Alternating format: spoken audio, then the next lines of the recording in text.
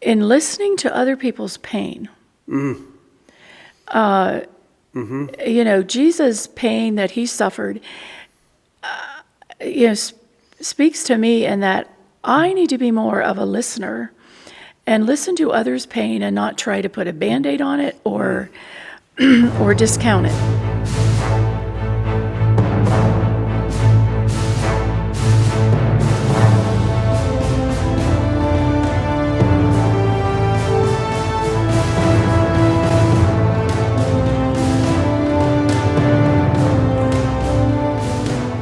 Here we are sitting in the sanctuary of Emmanuel Mennonite, which, as of this point in time, I am the pastor and you are chair of the leadership. And you have been a member here for how long? Since 1995. 1995. Okay. So take me back to little Diane. Wasn't Fowler. No. What was it? It was Kaufman. Kaufman. I didn't know that. It was Kaufman. Little Diane Kaufman, born where? I was born in Lancaster County. Lancaster County, which is in Pennsylvania. In Pennsylvania, that's right. And born into the Mennonite faith? I was the firstborn of my parents, and both of them were from Mennonite families and fairly large, extended families. Okay. Lancaster County had a large Mennonite population with many churches. So, yes, much of my childhood revolved around church activities, youth group, Sunday school, worship on Sunday morning, sometimes Sunday evening, sometimes Wednesday evening, vacation Bible school, which was 2 weeks in the evening, 2 hours. 2 weeks for vacation Bible school. Okay. And 2 hours Monday through 2 hours in the evening, Monday through Friday. Wow. So it was a lot. Also, church camp and revival meetings, which usually were about once a year at the church. So was church camp all the way back to Colorado, or was there another church camp? When did the Mennonite camp start up north of Woodland Park? I think it was in 1976. I'm not sure on the exact all right. date. So you went to church camp someplace else. I did. Okay. I did. There were several in southeastern Pennsylvania, and the one was probably an hour and a half from where my parents lived, and so I went there in the summer, which was a great experience too. So grew up Mennonite, busy Mennonite. Did you go to public school? I went to public school from K through 12. I didn't go to a church school. There were some there, and some of my friends did, but no, I went to public school. So after that, then on to Heston or Goshen or one of the two? Or? I went to Goshen. You went to Goshen. You went straight to Goshen. I went to Goshen. So that gets you up through college. So my question is, little Diane Kaufman, when you're born into this Mennonite family, I'm assuming there was no choice of whether or not you went to all of these church events? You just went? I did, and I didn't. I liked it. You liked it? I liked it. Okay. I didn't balk at going. So yeah, I liked it. So. Okay. So you go to all of these events, and at some point in time, especially in the Mennonite faith, you get to a point where you get to decide whether or not you're going to be baptized. Adult baptism. At what age were you baptized? I was 11. 11. Is that the norm? Was that what everybody else was kind of doing? I would say within a few years of that. Okay. Probably somewhere between 11 and 15. That's what your friends... Now, all of your friends, they were Mennonite? No, they were not. Tell me that. There were friends I had in public school that were not. Okay, so they didn't go to the... What church did you attend? I attended Landisville Mennonite Church. And where's that at? It's in Landisville, Pennsylvania. I might add Where exactly is Lancaster County? about 80 miles north of Philadelphia. Of Philadelphia. Where exactly is Philadelphia in Pennsylvania? Oh, the southeastern corner, almost in New Jersey. Oh, okay. Yeah. So it's way east. It's way east, yeah. Okay. Yeah, It's on the other side of Pennsylvania. right. And so you grow up in this faith, you grow up in the Mennonite faith. Did you have friends in school who went to other churches? Did you hang around a Christian base, or were you kind of the only one going to church in your friend group? No, I would say they went to other churches. It was a time when Sundays were really church day. Okay. And stores were not open. Farmers did not plow their fields. They'd feed their animals, but there was no work done that day. And that was a norm at that time in that county. And my friends, it was the same thing. They would go to other churches perhaps, and sometimes I visited with them, but no, my friends I had a Christian base, in other words. That was the group that you kind of hung around with, was the Christian. Yeah. Is this the same? I think when most people think of Pennsylvania, they think of the Amish. Was there an Amish presence around you? Yes. Okay. Yes. Very much so. Okay. Very much so. Were your parents or any part of your family ever part of Amish and then moved on to the Mennonite faith? No. Okay. No. So your parents came, were they from Pennsylvania? I mean, did they grow up in Pennsylvania? They did. They were both born and raised there, and they have not moved from there. So they have pretty much stayed there. Their roots are pretty deep. Okay. And so you start going to the Mennonite church at a very young age. What's the earliest you remember of experiencing worship at your church? Oh, I don't know, maybe 6 to 8, something 6 to like 8. that, probably. Yeah. And so there's 6-year-old Diane. What do you remember the most from going to church at that time? Was it the singing? Was it Sunday school? Was it the pastor's great sermons? Well, I guess my earliest experience in my faith journey was not in the church. It was what at that time was called child evangelism. You may never have heard of that. It was an organization. I don't even know how it started or who it was connected with, but one of my school friends, and this happened when I was 8, her parents had a rec room in their basement, and there was a teacher that came from child evangelism every week in the evening after school for about an hour. And she came in with her flannel graph board and her flannel graph figures and told a story, a Bible story. And as I recall, she was very good. And at the end of her story, she always gave an invitation to children if they wanted to ask Jesus into their heart. And one week, one of my friends and I did that. So I was only 8. So that was and I did that myself. I didn't, it wasn't something in church that was. And whether or not that was pressure from the story, I don't know. But to me, it meant something. It meant a great deal to me. And so this was something that wasn't attached to the church? No.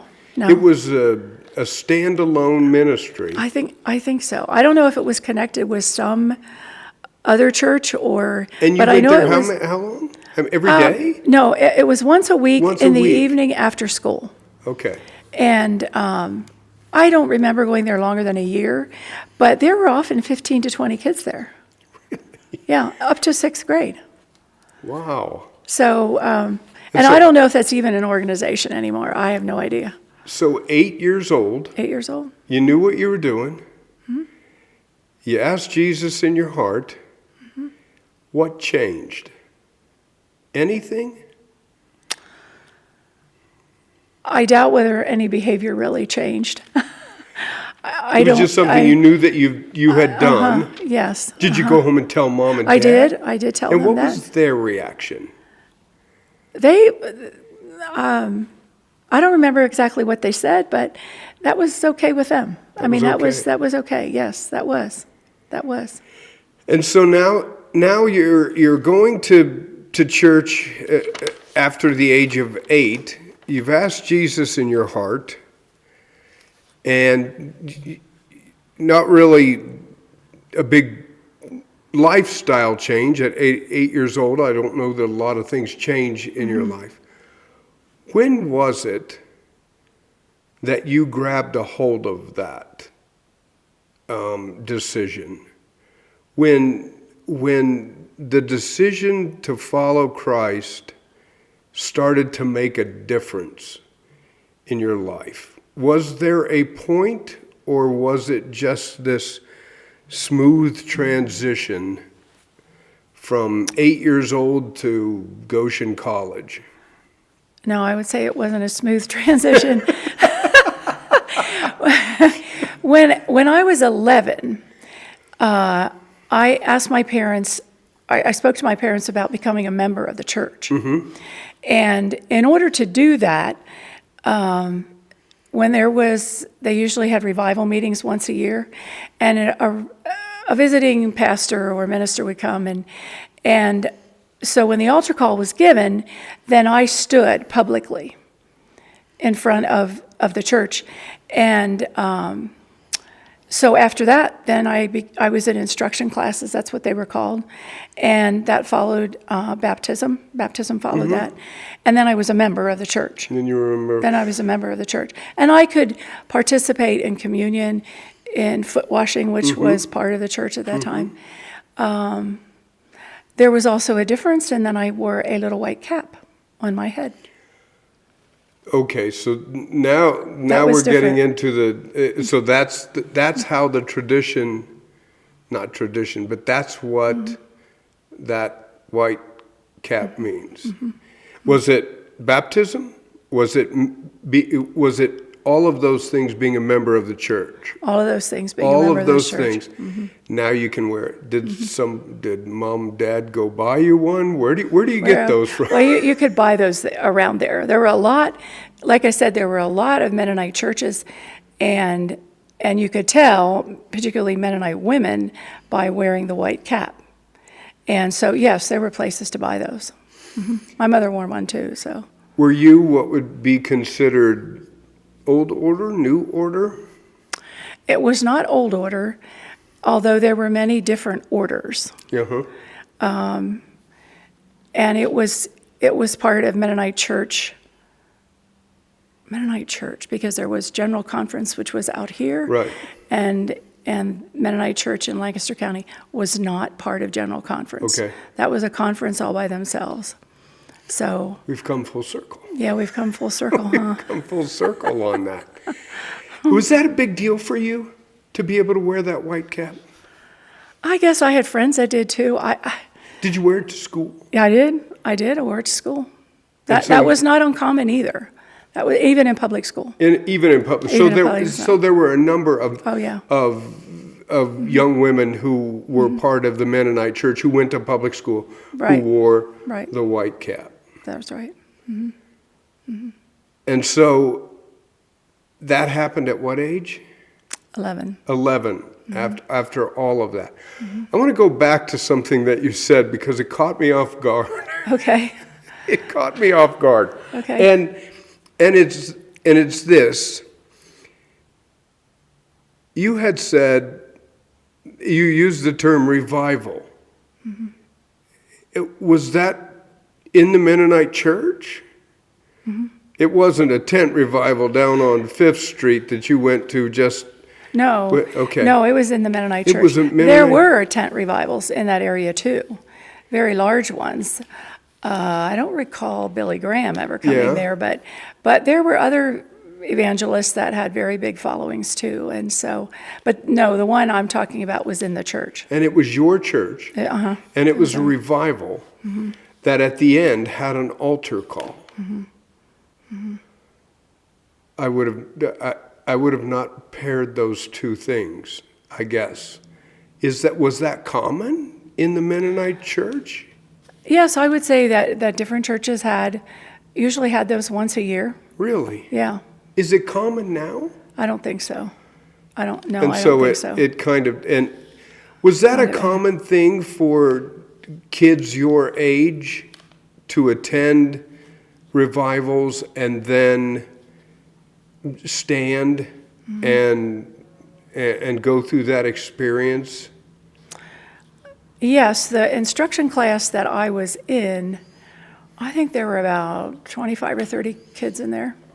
And it was they weren't all from the same church that I was. They were in a district of other churches, but probably the same experience. And so probably what some churches would call catechism, some churches would call confirmation. And you went through that before baptism. Correct. Baptized, once you're baptized, you're a member of the church. Yes. And you're 11 years old. No, I was 11. That's right. Yes. And you're wearing a white cap. Yes. And from 11 years old until you went to school in Goshen, so what, 7 years, 18? Is that something? What was church like for you? Was it something that you looked forward to going to? Was it something that you felt an obligation to go to because you're a member? What was the teenage Diane Kaufman like in church, and how did it impact you?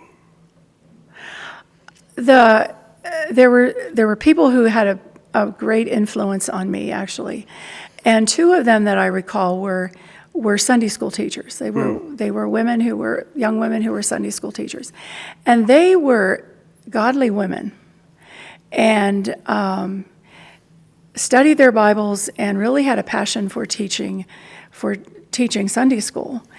And I would say they had a great influence on me, and I enjoyed going. I mean, I really did. And the other person was the pastor. I think he became the pastor there when I was probably around maybe close to 14. And at that time, the pastor was chosen by lot. And I recall that day when that happened, at that service that happened. And there were 5 Bibles up there, and one had a slip of paper in it. And the one that was chosen, of course, is the one that found the slip of paper. And he was pastor then until, for quite a few years there. He had his own greenhouse business. I mean, he was the owner of a large greenhouse. And so pastor was sort of a secondary thing. But I always admired him and respected him a great deal. He was kind. He didn't really focus too much on all the rules there were. That wasn't really his thing. I thought he portrayed, or when he spoke, he was showing God's love to us as a congregation. So I would say if it had been different, if there had been a different kind of pastor where I had teachers that were really into the rules, I may have felt it an obligation. But at that time, I did not. And the thought of that individual makes such an impact on your journey, and yet chosen by lot. I don't think which I'm assuming is the biblical principle of replacing Judas, the idea of the disciple. Is that where that comes from? I don't know. Matthias was chosen by Lot. Yeah. Okay. And of course, you never hear about Matthias again. But that was the way that disciple who replaced Judas, Matthias, was chosen. He was chosen by Lot. And I know that they did that in the Amish. I didn't know that they did that in the Mennonite church. But I've seen that process of an Amish worship service, which were done in homes, Oh, And yeah. it just so happened that they were choosing the pastor, and there were 3 of them, and there's a slip of paper, and this was in a hymnal. Yeah. Oh, this was in a Bible. This one was was in in a a Bible. hymnal. Okay. And the thought of that was like, you've got to be kidding me. That's the way. So they did do that. Yeah. It was a very tense. You could sort of feel the anticipation as they all walked up there to Is it to because get that. everybody had their favorite and you were I don't hoping know. that, I don't know. and you were just trying to figure that? How does that, and I don't want to belabor the point, but that's I think that's a very different sort of process than we go through now. How do they how does the person woohoo, I got it? I mean, how does that announce? Do they hold up the slip of paper? Do they, I mean, how is that known? I mean, how did you know, okay, you're the winner, besides the slip of paper? Or is it something that nobody knows and then it's announced a week later? No, it was known right away. Okay, all right. I think the Joe bishop got the slip of paper in Yeah. the Bible, and The bishop was there too. Okay. And so it was known right away. And as I recall, the church was packed. I mean, it was very I full. bet. It was very full. And in looking back, I think God chose the right man, yeah, because I never heard any scandal. I never heard any Really? negative things about him. And he had a wonderful wife, and who was just, she was a real helpmeet to him.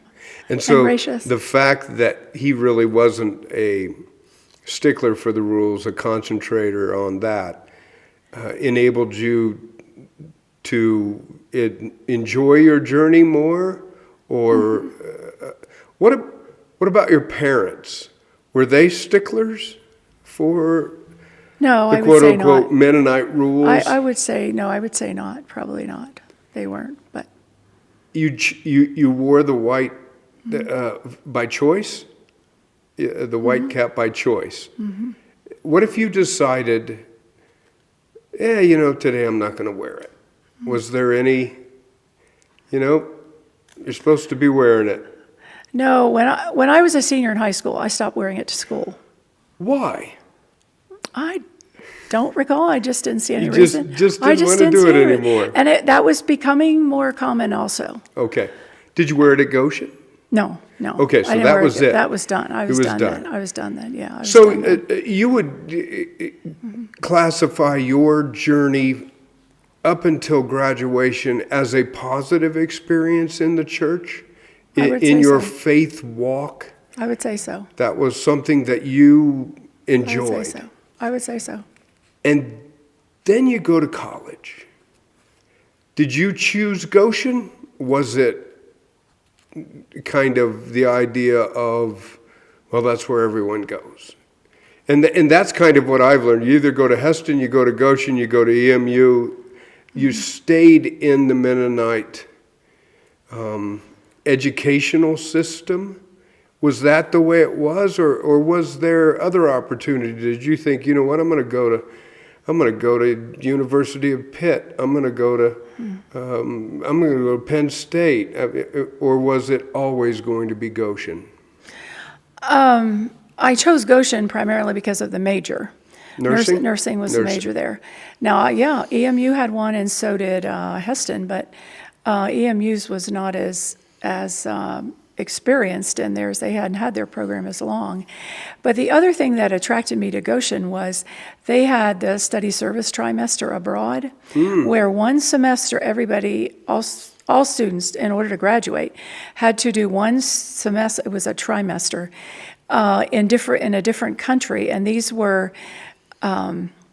A group of students went to, and I went to Germany with a group of 20-some students and a faculty member, and we were there for 14 weeks. And it was learning the language, the culture, and then in that we had a service project with that too. So we were scattered when we had the service projects. So it was really it was a new thing, and no other university that I knew of actually had that. And I lived with a family. I lived with a German family. And that was just kind of, I think it had been in progress at about 3 years. And most of the places were third world countries. It was Haiti, it was Honduras, it was, where else? I think they went to Jamaica for students who didn't have a language really. And Germany was one, not necessarily a third world country, but I wanted to go there because I had German in high school. And but it was the experience of a divided Germany, because Germany at that time was not unified. Right, so there was an East and a West Germany. There was an East and a West, and so the culture of the East and the West was pretty apparent. So that was really the biggest reason I chose Goshen. And my friends didn't go there. I mean, I went there and made new friends. So if you think of the level of your faith, wherever that was, at the time that you graduated high school, and the level of your faith, whether it be commitment, whether it be interest, any of those things, at the end of your college journey, on the same level, more? Did you come out of college more faithful than you went in, or was there an impact or a difference of that time that you spent at Goshen? I'm not so sure that my faith was more. All students had to take 3 Bible and religion classes, and one of them was Bible Survey Old Testament, which was an inductive study, so we wrote and wrote and wrote and wrote. And that class I really enjoyed, and I couldn't believe how much I learned about the Bible in that class. But most of it was knowledge. It wasn't, how do you apply this to your life, really? Right. More knowledge than wisdom. Yeah, that's probably true. And then as a senior, a required class was called Christian Faith. And, I was about ready to graduate, and I wasn't too interested in what that class had to offer. And yes, I finished it, and I don't really remember very much about it. And I was ready to be done. So I can't say that there was a lot of Faith growth, maybe. yeah. Maybe not a lot of faith growth there when I think back on that. And so you get out of college, and now it's time to take this faith that you've had, that you've grown up with for 16 years, whatever it would be, 21, 22. And where did God take you after Goshen? God took me here, to La Junta. To La Junta. To La Junta. And tell us how you got To La Junta. to La Junta. That's a long way from the East Coast of Pennsylvania, or Goshen in Indiana. Yeah. But La Junta had very strong Mennonite ties at the time in healthcare from years before that.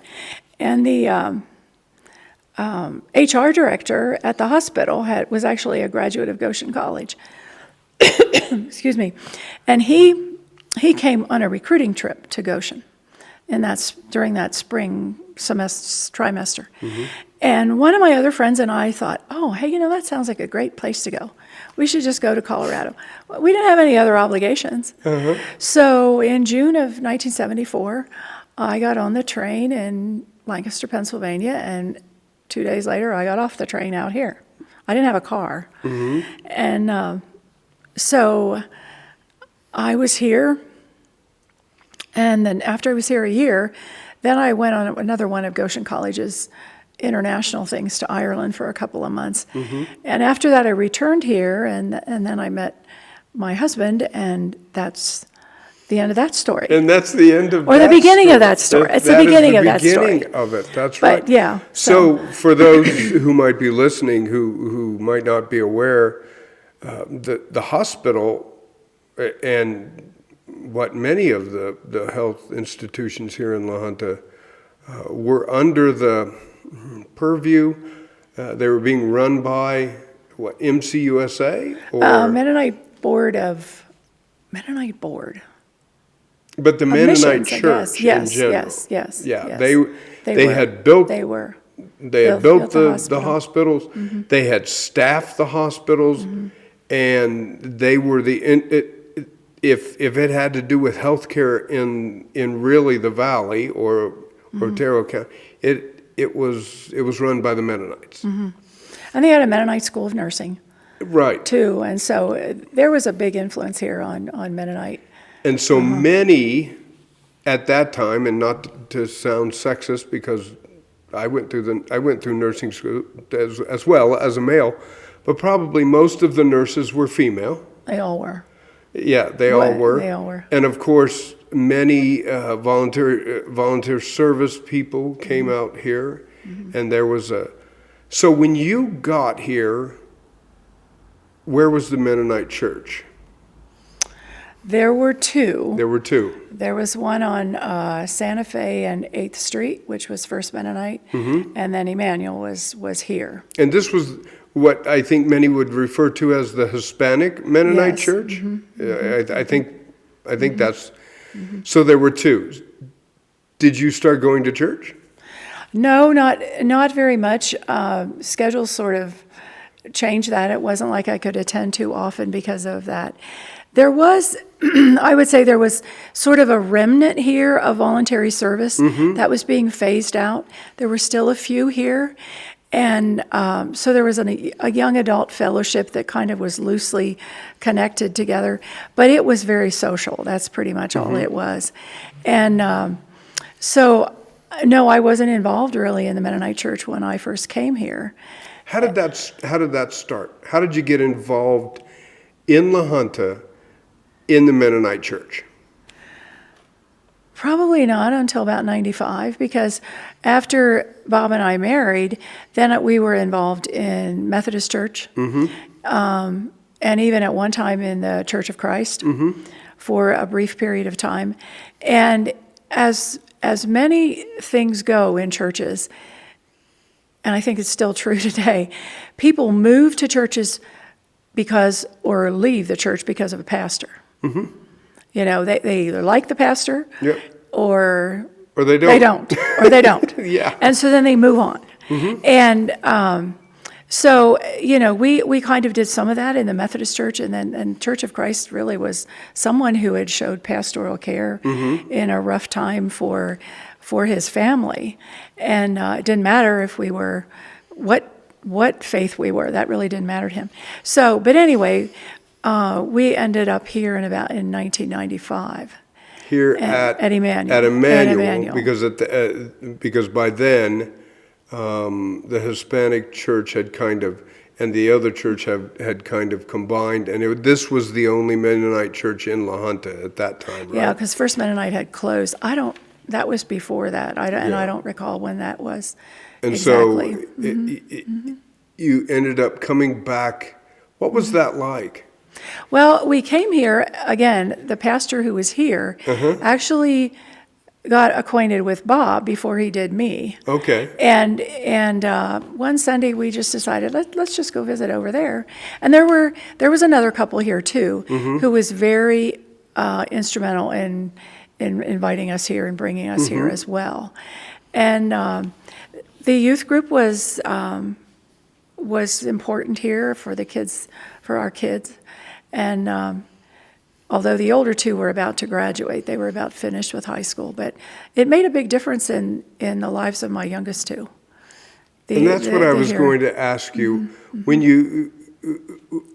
you finish college, you find yourself a job, now you're married, you have kids, you're going through all of that, and at some point in time you come to this church base, whether it be Methodist or Church of Christ, but in the mid-90s, Emmanuel Mennonite.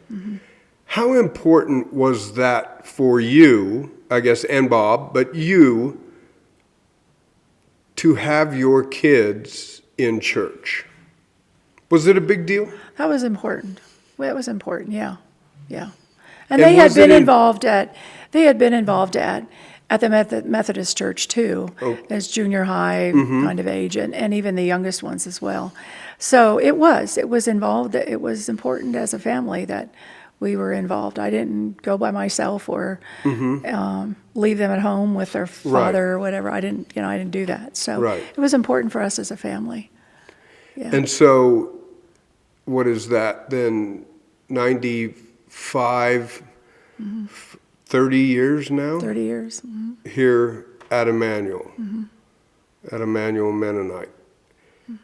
Has it come full circle? Does it feel full circle? When you think of being a member of Emmanuel, do you look at it and think to yourself, Mennonite is my heritage?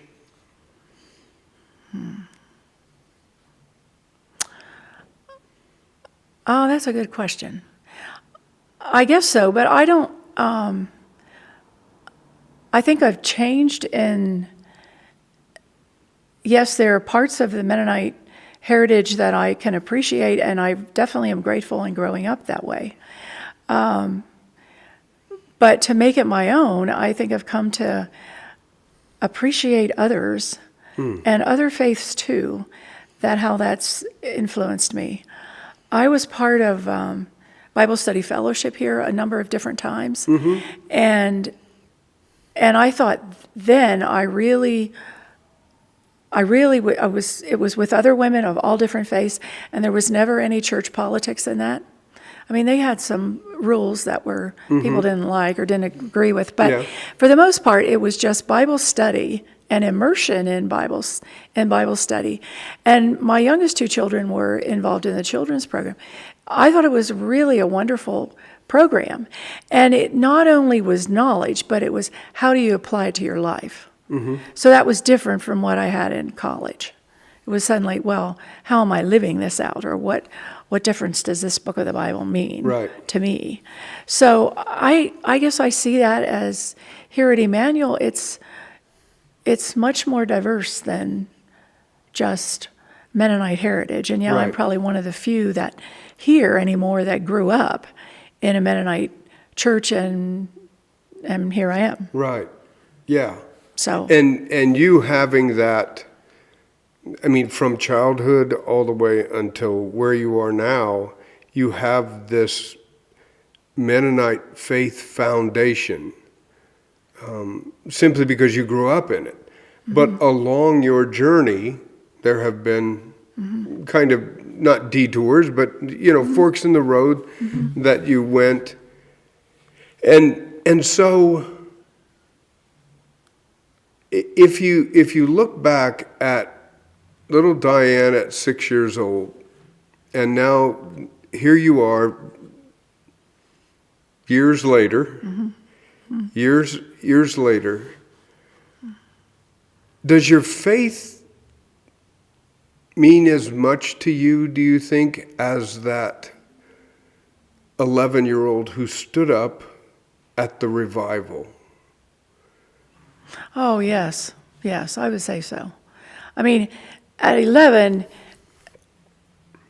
I only had 11 years in my life. Right. So my perception at that time of what it was way different than where I'm at now.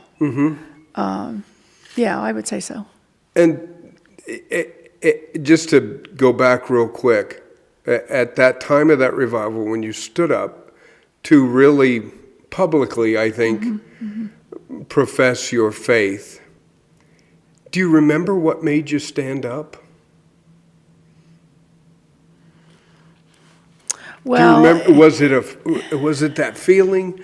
Was it, this is what I want to do? Was it, this is what I'm expected to do?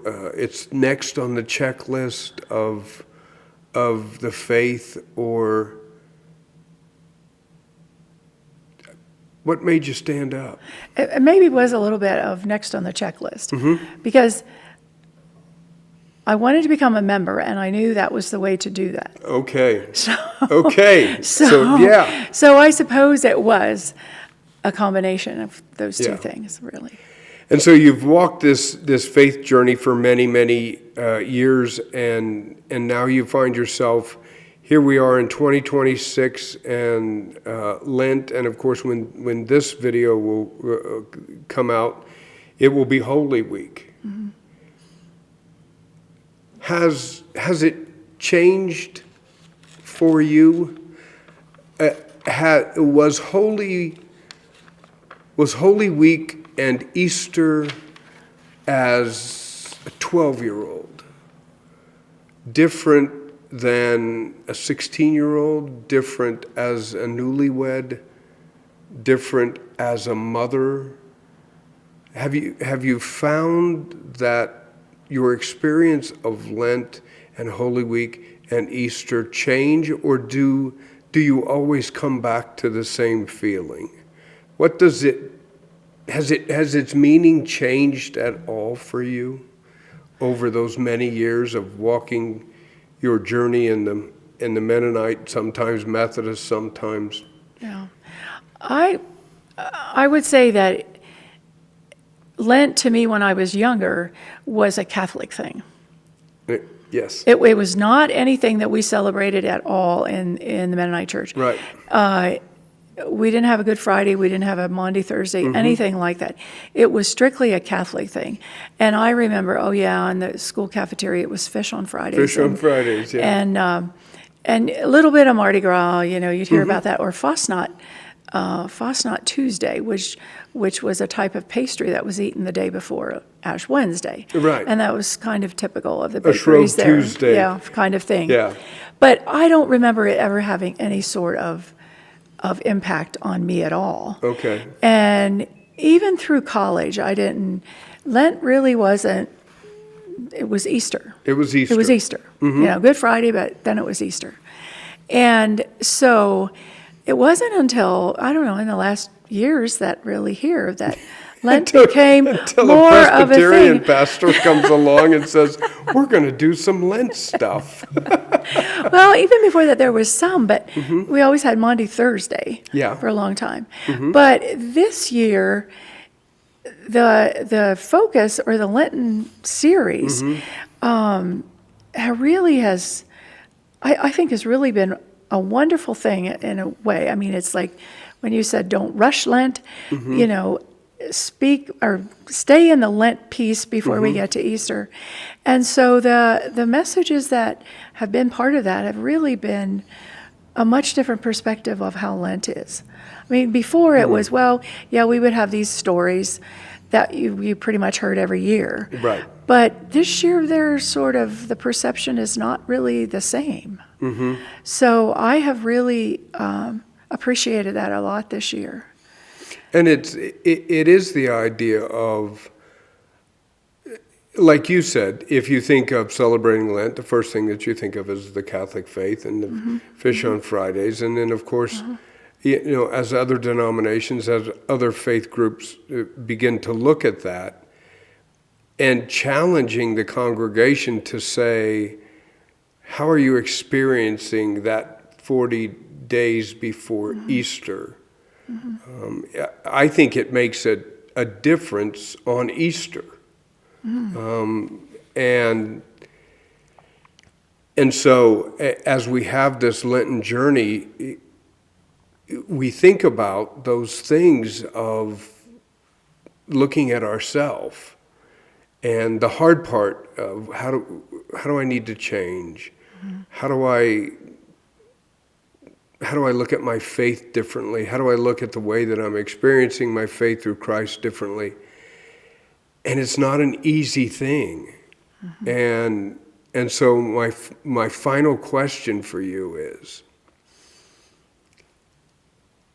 in this Lenten journey of 2026, which we are getting close to, and as people watch this, that Lenten journey, except for Holy Week, will be over.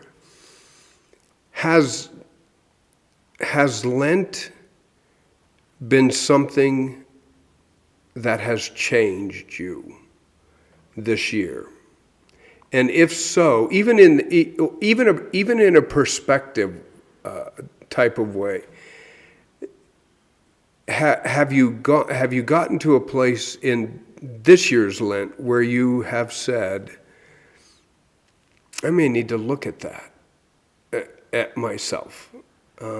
Is Lent personal for you, or is it just kind of, I'm working my way through it, I'm trying to stay in it, or is it a personal thing for you? Yes, I think this year it is more personal for me in listening to other people's pain. Mm. You know, Jesus' pain that he suffered, speaks to me in that I need to be more of a listener and listen to others' pain and not try to put a Band-Aid on it or discount it. And so for me, that has been something that I have really feel like that I need to work on that, or that means something to me. That's a great perspective of looking at pain, not only the pain that we have, but the pain of others, which is very easy to just say, like you said, it'll be okay. It's going to be okay. You'll be fine. Let's move on. Final question: could you have ever imagined that 11-year-old Diane who stood up at that revival would end up where you are today? Oh, no way. No way. And of course, that's fodder for another podcast of the ideas of change, and this is what I expected my life to be. But if I were to be able to go back in time and right after you stood up, say, Diane, do you think in so many years from now, you think you'll still be at a Mennonite church? What do you think she would say? I might have said yes. Really? I might have. Or I might have shrugged my shoulders and said, I don't know. And here you are. And the thought of all of the things that God put in place to get you to where you are here on your journey today is just amazing. That's why I love people's stories. The idea of the pastor who's chosen by lot, the 11-year-old who decides to stand up, the college that's chosen, and the place that you go, and the man that you marry, and the way that you interact with people, and all of those things, that journey that you've had for years has brought you here today at Emmanuel Mennonite. Yeah. And so thank you so much for sharing your story, for being brave enough to be the first one. Oh, wow. The whole point of the Tell Me Your Story is to have other people listen to other people's story and to find themselves in it. And hopefully that's the prayer, especially in this time of Holy Week, when we talk about looking at each other and our lives and showing it. And you have a great story. And thank you for sharing it. Yeah.